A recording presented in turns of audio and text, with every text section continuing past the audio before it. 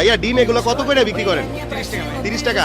হয়েছে কি ভাই, আমার কাছে টাকা নাই, আপনি কি আমার ফ্রিতে একটা ডিম খাওয়াইতে পারবেন? খাওয়াইবেন? তাহলে একটা ডিম খাওয়ান না ভাই, মানে মানি ব্যাগটা হারাই গেছে গা, বুঝছেন? ফ্রিতে খাওয়ান। আচ্ছা দেন ভাই, একটা ডিম দেন। এটা কি ডিম ভাই? হাঁসের ডিম কত করে?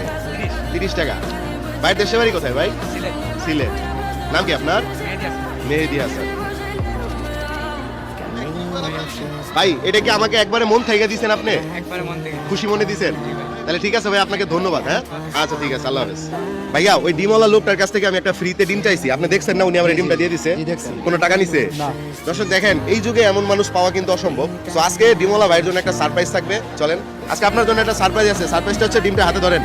সারা জীবন তো বেচলেনি, নিজে তো খান না, খান নাকি? খান, আমি তো দেখি না। হ্যাঁ আমরা দেখি। আজকে শুনেন, আজকে যদি আপনি এই ডিমটা আমার কাছে, যেহেতু আমার কাছে টাকা আছে, এই যে দেখেন আমার কাছে টাকা আছে, অভাব নাই। আজকে ধরেন এই ডিমটা যদি আমি খাই, তাহলে ডিমের দাম কত? 30 টাকা। কিন্তু ডিমটা যদি আপনি খান, এই ডিমের দাম হইব 1000 টাকা। খাইতে পারবেন নি? খাইতে পারবো ভাই, আপনার টাকা দেওয়া লাগবে। তাহলে না, টাকা তো পাইবেন অবশ্যই, খান আপনি। ডিমটা আজকে ভাই খাইবো, সবসময় তো আমার কাছে বেস্ট, আমি আবার কিনে খাবো, আপনি খান।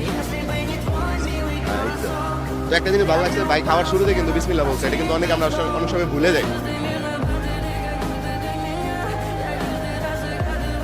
খাইছেন? খাওয়া শেষ? ভাই উনি তো খাইলাইছে।